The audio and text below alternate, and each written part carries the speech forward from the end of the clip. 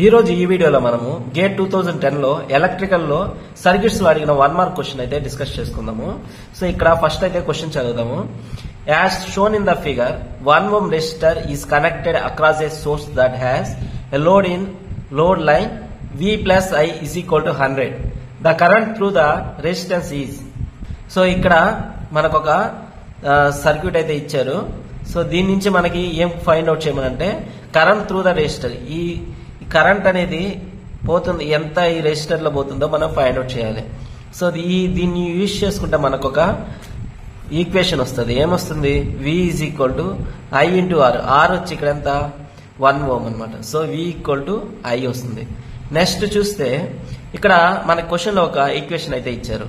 V plus I is equal to 100. So V equal to I అని మనకు వచ్చింది. So దీంట్లో సబ్స్టిట్యూట్ చేస్తే V ప్లస్ I ని I plus I is equal to 100. So 2I is equal to 100.